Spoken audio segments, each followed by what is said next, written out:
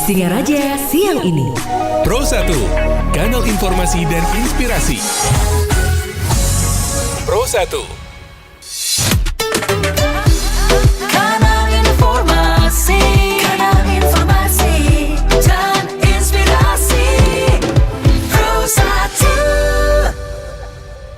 97,9 dan 101,2 FM Pro 1 RRI Singaraja. Selamat siang pendengar setia. Senang sekali rasanya saya Niko Arinata kembali menjumpai Anda di segmen Lintas Singaraja. Siang ini untuk edisi hari ini hari Jumat tanggal 29 November 2024. Tetaplah bersama kami di Pro 1 RRI Singaraja, siaran kanal informasi dan inspirasi. Waktunya untuk memastikan bahwa informasi yang kita terima atau bagikan adalah informasi akurat dan dapat dipercaya. Cek fakta. Cek fakta. Bersama kita bisa menciptakan dunia yang lebih cerdas dan terpercaya. Cek fakta. Cek fakta. Baik pendengar, kita akan ngomongin tentang Pilkada 2024 yang baru aja selesai Rabu kemarin ya pendengar. Ternyata di tengah euforia pencoblosan, ada yang lagi heboh soal exit poll. Apa sih sebenarnya exit poll itu? Nah, survei yang dilakukan pasca pencoblosan yang bikin heboh itu ada beberapa exit poll yang sudah beredar di media sosial ya sebelum jam 3 sore. Padahal sih kalau kita perhatikan sesuai dengan aturan KPU, hasil exit poll itu atau yang sering kita kenal adalah quick account ya, baru boleh diumbar ataupun dipublikasikan itu tepatnya pas pada saat jam 3 sore ya. Nah, tim cek fakta jadi sudah mengecek beberapa label, itu ada beberapa poll yang beredar sebagai fake news atau hoax. Salah satunya exit poll pilkada di wilayah khusus ibu kota yaitu Jakarta yang akunya dari Lembaga Tracking Politik Indonesia. Tapi ternyata lembaga ini tidak terdaftar di Persepi. Yaitu Persepi ini adalah organisasi yang selalu mengatur lembaga survei di Indonesia. Jadi pendengar, kalau ada informasi terkait tentang exit poll dari lembaga yang tidak kita kenal, mending diragukan dulu ya kredibilitasnya. Soalnya exit poll ini biasanya sih kalau pengetahuan kami itu mereka mengambil data langsung dari pemilih di TPS. Nah kalau datanya nggak valid ya hasilnya bisa juga tidak akurat ya. Ingat pendengar, tidak bosan-bosannya saya mengingatkan jangan mudah terpercaya sama sebuah informasi yang beredar di media sosial, terutama soal politik. Waspada informasi non-fakta, jadilah pelindung kebenaran. Jangan lupa untuk selalu cek fakta sebelum mempercayai atau menyebarkan informasi. Cek fakta, cek fakta.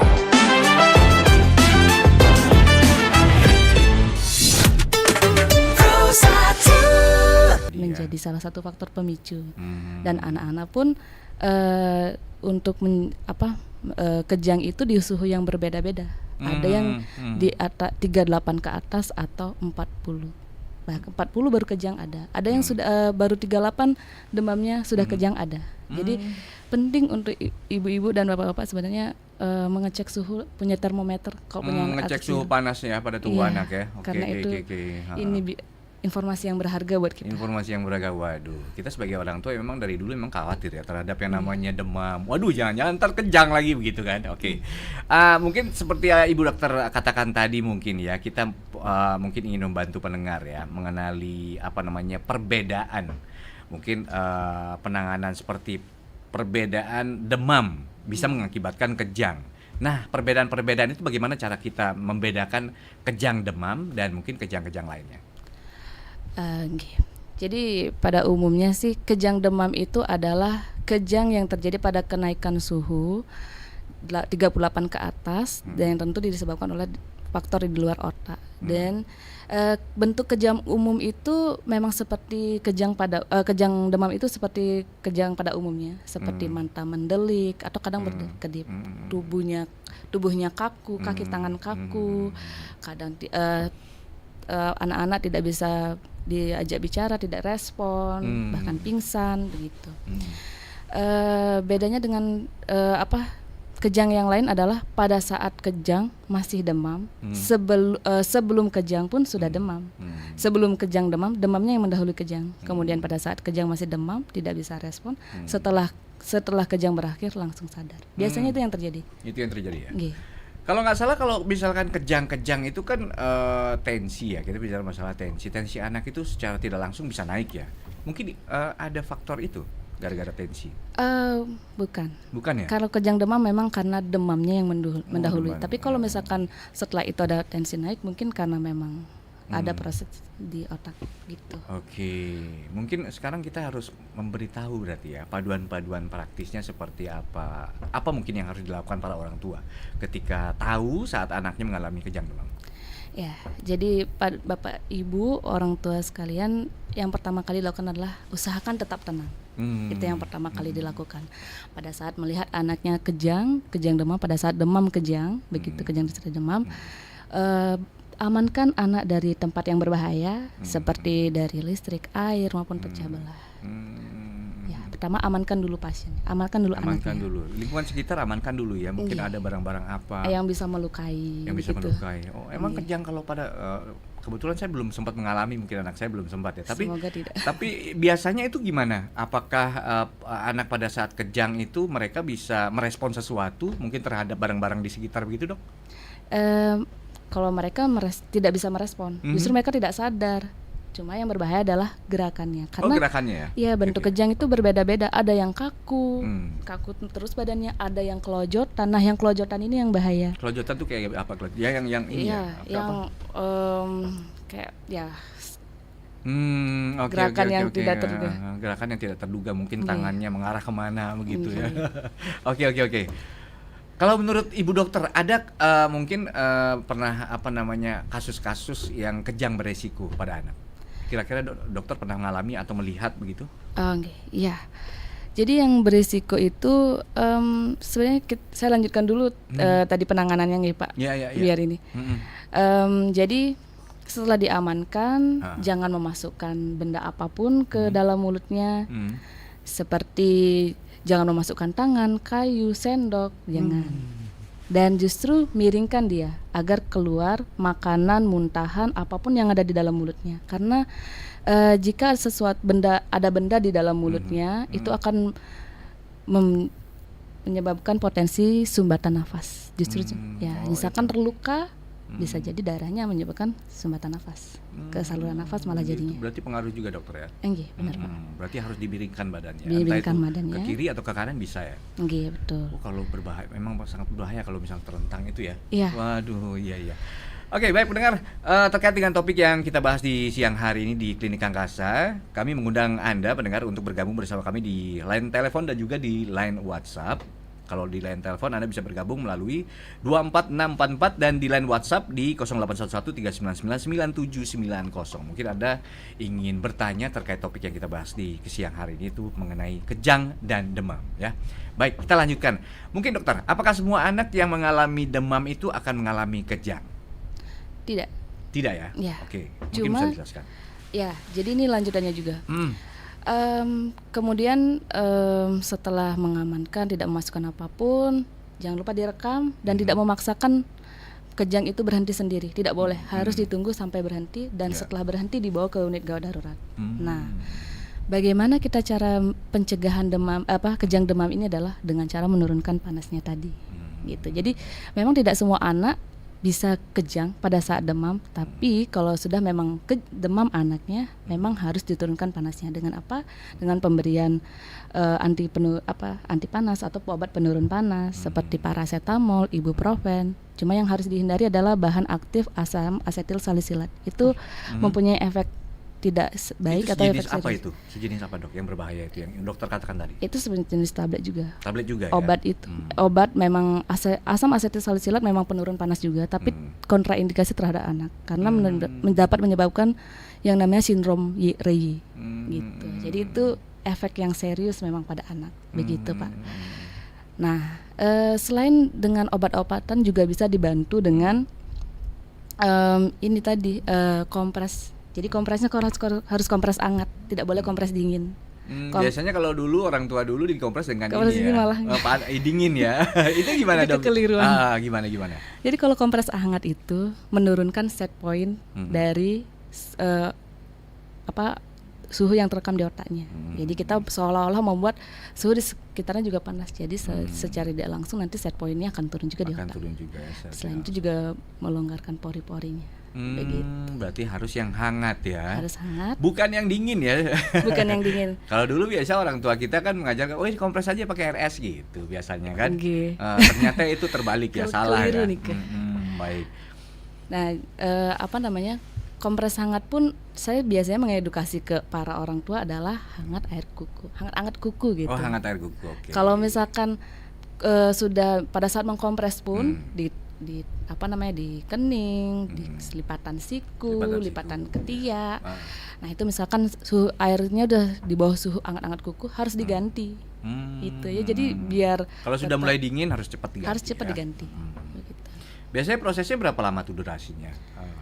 Kalau untuk kompres setelah diberikan obat penurun panas dibantu dengan kompres 30 menit, 15 menit turun. Asal Oke. dengan klik. Sekarang untuk pemilihan masalah obat penurun panas ini dokter ya, apakah mungkin kita sebagai orang tua itu harus memperhatikan yang namanya dosis? Setiap obat itu pasti punya ini ya, dosisnya. Itu gimana dok?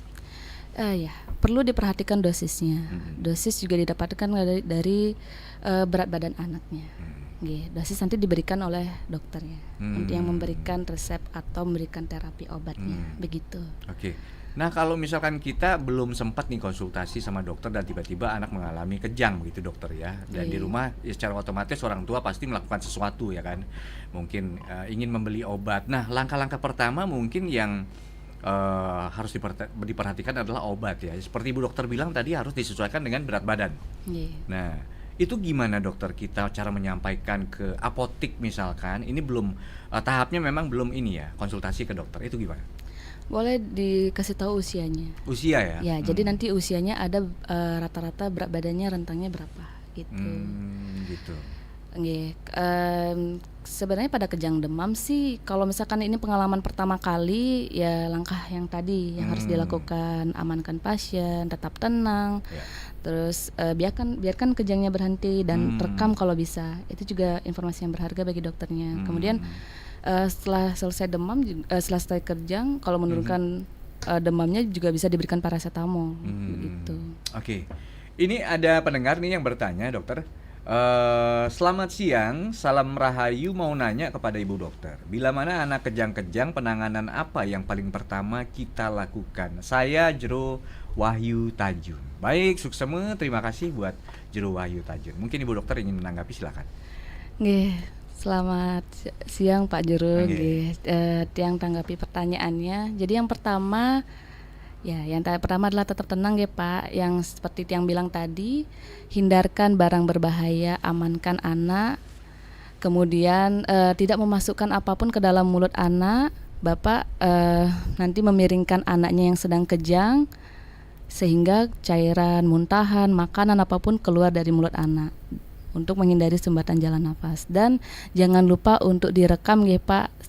Nanti ketika sudah selesai kejang bisa dibawa ke unit gawat darurat, nanti bisa disodorkan pada dokternya. Ini anak saya kejang, bentuk kejangnya seperti ini dok. Nanti dokternya akan bisa mengevaluasi itu beneran kejang atau bukan, begitu.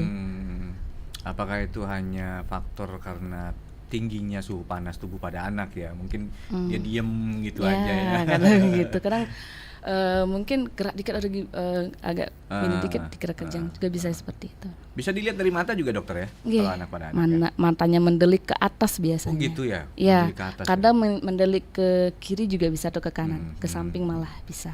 Kalau misalkan anak masih bisa bicara berarti itu tandanya baik-baik saja ya. Kalau misalkan Pak minta ini air, berarti baik-baik ya. Oke, mungkin ibu dokter kita pengen tahu kali ya, barangkali ada opsi kali pilihan untuk pengobatan yang tersedia. Mungkin ada pengobatan khusus yang mungkin diperlukan untuk kejang demam ini. Untuk pengobatan kejang demam memang pengobatannya melalui obat yang namanya anti kejang, anti konvulsan. Itu pertama yang kita masukkan adalah memang diazepam di unit gawat darurat. Dan pada orang tua yang sudah pengalaman anaknya kejang pun sudah dibekali pasti obat lewat dubur. Obat anti kejang lewat dubur. Itu bisa dimasukkan jika sudah dibekali para orang tua oleh dokternya sesuai dengan instruksi dokter saat pada saat kemarin diberikan. Begitu. Jadi dimasukkan mantan pada saat anak kejang. Gitu. Baik. Mungkin kita masalah frekuensi kali ya yang mungkin terjadi. Seberapa sering dokter kejang demam itu dapat terjadi pada anak yang sama? Frekuensi ininya. Jadi kalau terjadinya memang bisa berulang-ulang. Bisa berulang-ulang. Dari usia 6 bulan sampai 5 tahun itu ya bisa terjadi terus. Cuma yang paling penting adalah mencegah suhu tubuhnya terlalu tinggi, panas. Demamnya ini harus diturunkan cepat. Dan memang 80% kejang demam ini adalah kejang demam yang sederhana, yang artinya bisa berhenti tanpa dilakukan apa-apa dalam 24 jam, cuma sekali terjadinya. Begitu. Jadi ya kita tidak melakukan apapun ya 5 menit sampai 5 menit biasanya sudah selesai kejangnya dan tidak berulang dalam 24 jam. Gitu. Oke, dokter, sekarang kita kan bicara soal mungkin demam itu bisa berakibat mungkin peralihan cuaca, ya kan? Mungkin karena suhu iklim yang selalu berubah-ubah begitu. Nah, mungkin gimana kita bisa membedakan apakah demam ini disebabkan oleh apa begitu? Jadi kalau misalkan demamnya disebabkan oleh yang lain, tentu ada gejala lain juga yang mengikutinya.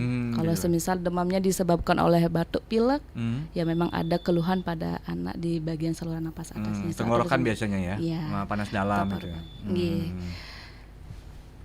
Baik, kalau begitu kita akan terima telepon ya. Halo, selamat siang, Klinik Angkasa.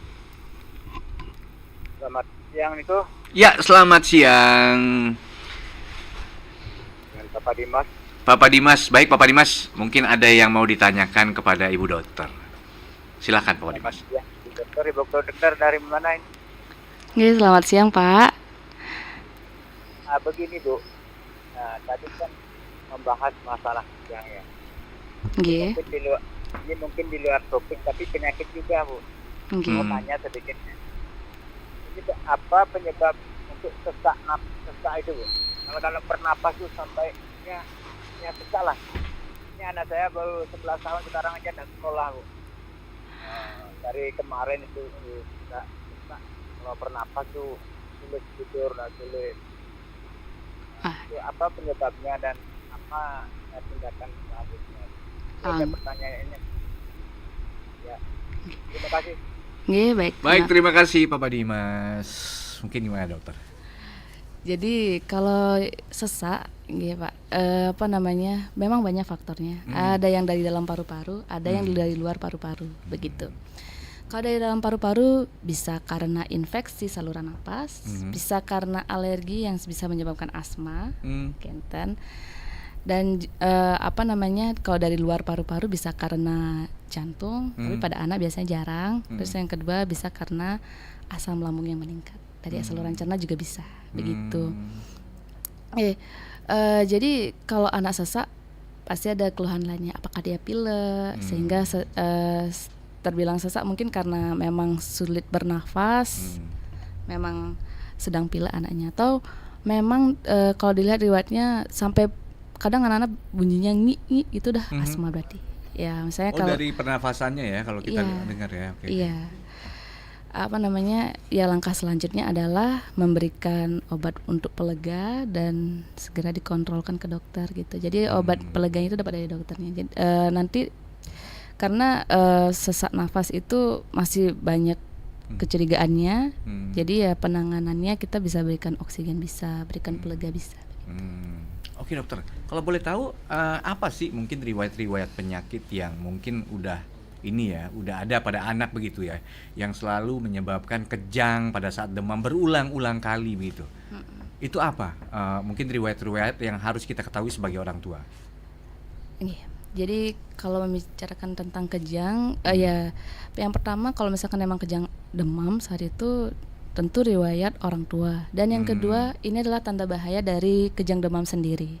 Ya, jadi ada beberapa kasus memang kita harus curigai itu bukan hanya kejang demam begitu. Apa namanya?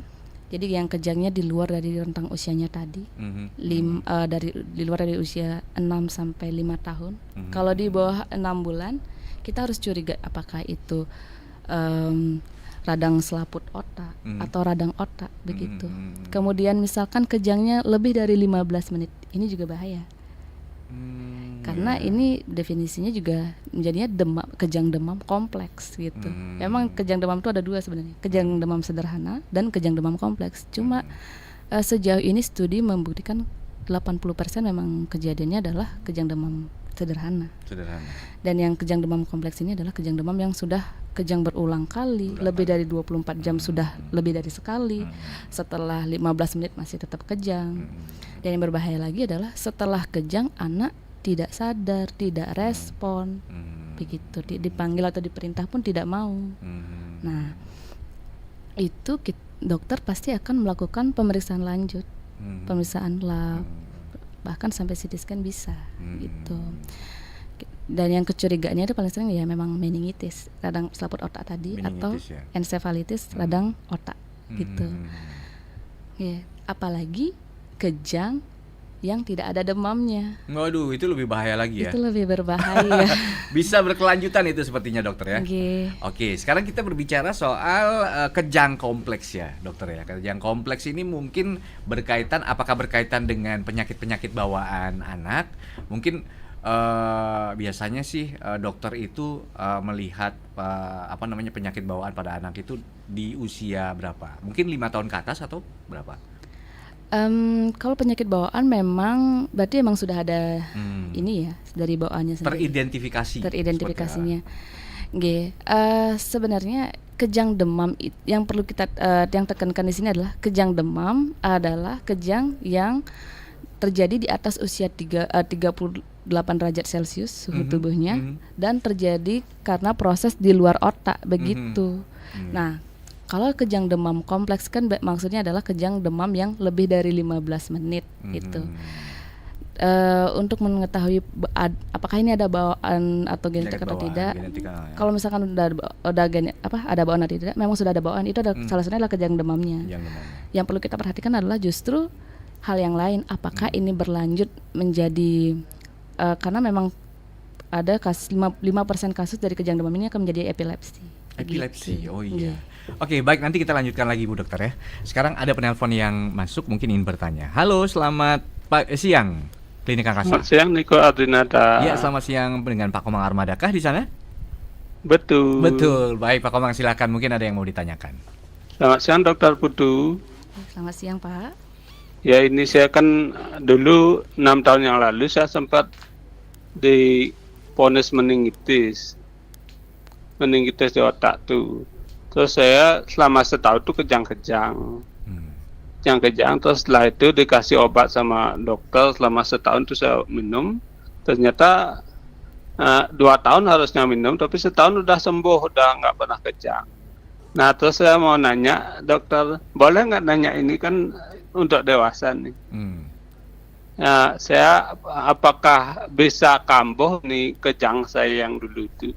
Itu aja Dokter Putu, makasih Niko. Baik, terima kasih Pak Komang. Mungkin ininya pertanyaan umumnya dari Pak Komang ini sebenarnya mungkin mengenai kemungkinan kejang demam pada usia yang lebih tua ya. Mungkin apakah kejang demam itu bisa terjadi pada orang dewasa seperti itu.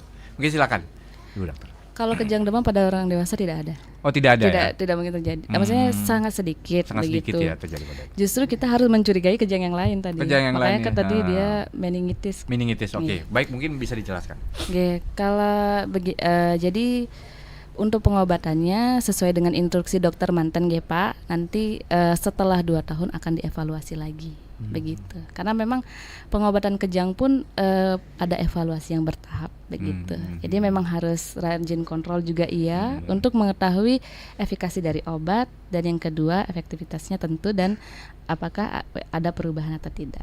Itu. Jadi apakah bisa diputus obat atau tidak gitu.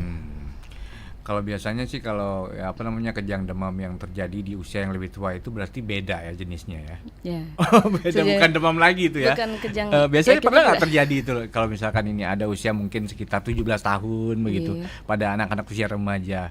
Itu gimana? Pernah nggak kasus itu terjadi? Ya, Pak, mungkin yang terjadi sebenarnya adalah kejang yang disertai demam. Kejang yang disertai demam ya. Oke. Oke. Baik, dokter. Mungkin di sini kan tadi kita sempat ngobrolin tentang mitos ya kan.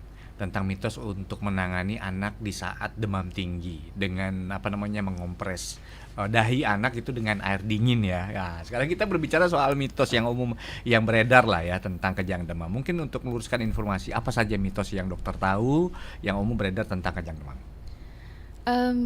Mitosnya adalah yang pertama, pernah saya pada saat kejang diberikan sendok di mulutnya.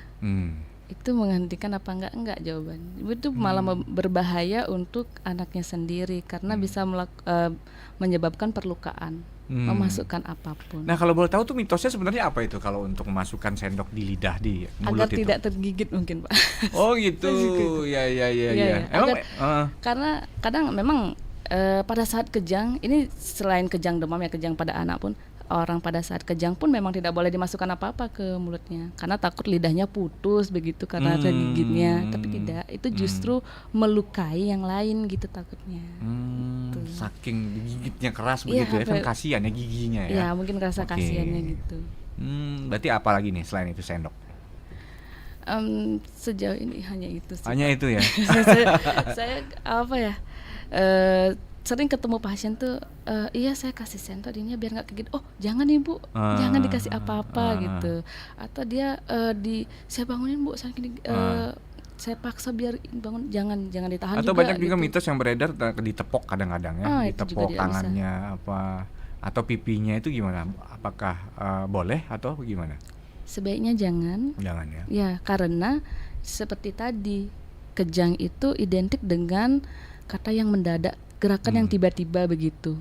Jadi kalau misalkan ditepok, dipaksa untuk berhenti, justru bisa menyebabkan patah tulang takutnya, begitu. Jadi usahakan dibiarkan, dimiringkan sampai kejang berhenti. Silakan bawa anak ke unit gawat darurat.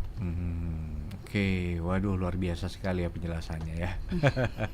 Oke, mungkin mungkin meletakkan anak di tempat yang aman ya, itu harus memang ya. Harus. Dihindari dari barang-barang yang seperti dokter katakan tadi ya. Ya. Atau bisa juga apakah satu lagi nih dokter ya. Tiba-tiba anak mengalami kejang. Apakah efektif dokter kita langsung membawa anak ke UGD? Sebaiknya ditunggu kejang berhenti, baru Gimana? kita bawa. Mungkin bisa dijelaskan lebih Karena apa dibilang ya, sepanjang perjalanan pun kita otomatis kan memegang dia juga Iya, kan. iya, iya. Sedangkan kita tidak boleh melakukan perlawanan terhadap kejangnya, begitu. Kalaupun ditaruh di jok kali ya di ini Iya. tuh juga berbahaya karena tidak tahu mengerem Iya, mendadak. apalagi mengendarai sepeda motor ya. Iya betul, apalagi mengendarai sepeda motor. Mungkin mobil masih Ya, masih kita bisa masih safety lah mobil masih ya. safety. Oke. Tapi sebaiknya adalah tunggu kejangnya berhenti. Setelah berhenti, mungkin anak tertidur atau anak kembali sadar langsung dibawa ke unit gawat terdekat atau vaskes terdekat. Misalkan ya memang jauh dari UGD nggih. Jadi vaskes terdekat mungkin ada dokter praktek atau bidan praktek. Oke, kalau boleh tahu itu kita pengen tahu tanda-tanda berhenti pada kejang pada anak itu di mana? Kita bisa lihat di mana? Apakah dari gerakannya atau dari matanya atau di mana? Nggih. Yang pertama dari gerakannya bisa yang mulanya kelojotan nggih, ini sudah lemas begitu. Yang kedua juga bisa dari matanya. Biasanya langsung sadar, langsung melek dan langsung respon ketika dipanggil begitu. Nah, tapi tidak melupakan tadi yang jelaskan, misalkan sehabis kejang anak malah tertidur terus atau tidak respon, itu juga harus segera dibawa ke UGD. Setelah kejang pun sudah harus dibawa ke UGD. Begitu yang terjadi. Oke, sekarang tadi kan kita berbicara soal resiko kejang. Oke, dan cara penanganannya ya kan. Nah, mungkin tidak semua kejang demam itu mungkin bisa dicegah, tetapi mungkin kita sebagai orang tua harus memperhatikan beberapa hal kali ya Ibu Dokter ya. Mungkin apa yang harus kita lakukan sebagai orang tua untuk meminimalisir agar risiko seperti untuk kejang. Mungkin apa yang harus dilakukan? Mungkin ada beberapa hal begitu. Untuk yang diperhatikan para orang tua adalah pada saat demam untuk cepat diturunkan suhunya menggunakan obat penurun panas maupun kompres begitu, dan sediakan selalu termometer di rumah untuk membantu mengetahui berapa suhunya pada saat kejang itu. Kemudian yang memang para orang tua tidak perlu terlalu khawatir karena memang kejang demam pada umumnya tidak terlalu berbahaya. Tidak berbahaya untuk pertumbuhan atau perkembangannya. Oke. Terus dokter, saya pengen tahu nih, mungkin apakah kejang demam itu bisa menyebabkan kerusakan otak kali ya? Iya. Jadi sejauh ini saya baca, untungnya kejang demam ini 80%-nya adalah kejang demam sederhana yang tidak berbahaya bagi kecerdasan, tidak berisiko pada otak. Jadi anak dengan kejang demam pada umumnya akan tumbuh berkembang seperti normal, seperti biasanya. Kalau kejang demam biasanya itu pulihnya cepat ya? Cepat pulihnya. Nah, tapi yang lebih berisiko seperti Ibu dokter bilang, kejang yang kompleks ya? Ya. Kompleks itu biasanya durasinya berapa lama? Agak lama atau gimana? Memang lebih dari 15 menit. Lebih dari 15 menit. Atau 20 menit ke atas. Dan setelah kejang, anak tidak bisa merespon, tidak sadar kembali. Kalau kejang demam yang sederhana, yang 80% yang terjadi ini adalah setelah kejang, anak langsung respon, langsung sadar, Pak, langsung bisa kontak mata, begitu.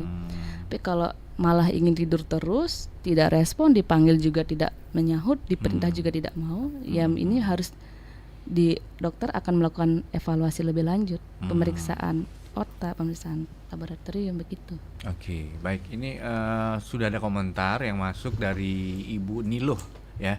Dokter, apakah kejang demam itu bisa terjadi pada anak yang sudah pernah divaksinasi? Mungkin ini maksudnya di bawah umur 6 bulan kali ya, atau gimana? Silakan. Kejang bagaimana tadi Pak?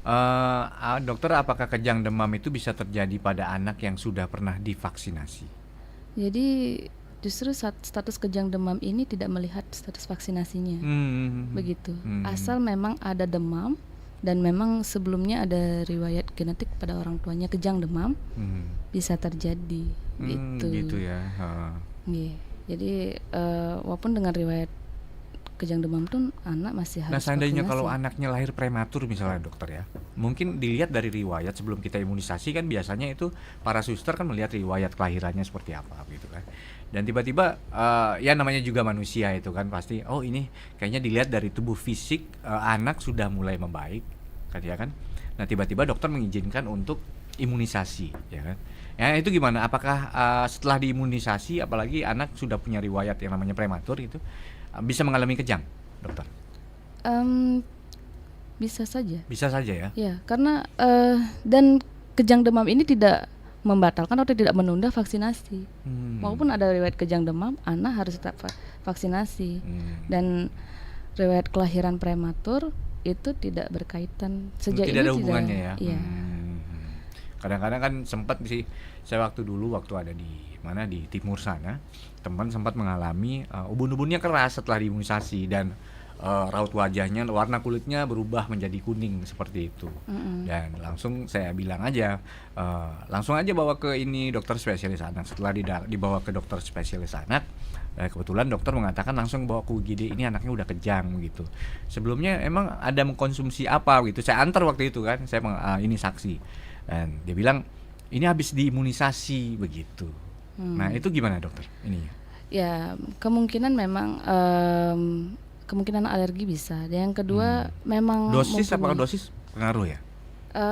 Dosis emang segitu aja Pak. Jadi risiko dia akan kejang atau enggak pada kasus tadi masih banyak penyebab lainnya. Ada risiko lain mungkin memang dia sudah sakit sebelumnya. Ya ada keluhan sebelumnya, mungkin orang tua juga tidak ngeh gitu. Terus karena alergi juga bisa, alergi juga dari imunisasi juga salah satunya benar kejang. Oke, luar biasa sekali. Baik dokter, mungkin apa nih ini dari dokter sendiri tentang penelitian terbaru mengenai kejang. Penelitian terbaru mungkin dokter bisa menyampaikan informasi terkini yang relevan buat pendengar tentang topik yang kita bahas di siang harinya. kejang demam? Oke, untuk topik kejang demam pada saat ini masih sama saja penanganan kejangnya, dan yang pasti kejang demam sebagian besar tidak berbahaya bagi anak dan dapat menghilang dengan sendirinya setelah usia atau menurun frekuensinya setelah usia 5 tahun. Setelah 5 tahun. Nggih. Jadi tetap Bapak Ibu tetap tenang dan tidak perlu khawatir. Dan yang pasti memang kurang dari 5% kejang demam itu, maksudnya populasi kurang dari 5% itu baru berlanjut kejang yang lain, begitu. Baik. Gitu aja ya. Iya. Oke, luar biasa. Baik pendengar, demikianlah pendengar pembahasan kita mengenai kejang demam ya bersama Dr. Putu Gearini Dian Pratiwi. Jadi semoga informasi ini dapat bermanfaat untuk kita semua ya, dan semoga mungkin penjelasan dari dokter bisa membantu Anda lebih memahami kondisi pada anak jika anak mengalami kejang di saat demam ya dokter ya. Baik, sekali lagi terima kasih dokter atas penjelasannya, dan mungkin ini bagi pelajaran juga ya untuk kita semua untuk tetap merespon, tetap peka ya terhadap apa yang terjadi pada anak kita, seperti itu ya. Baik pendengar, sekian Klinik Angkasa untuk edisi hari ini, hari Jumat tanggal 29 November 2024, dan kita berjumpa kembali di minggu depan ya di Klinik Angkasa ya. Terima kasih sekali lagi. Terima kasih. Jangan kemana-mana pendengar, tepatnya pada pukul 12 nanti kita akan sama-sama bergabung ke Pro 3 RRI Jakarta untuk mengikuti Warta Berita Olahraga. Saya Niko Ardinata akan kembali setelah Dinamika Olahraga. Stay tune.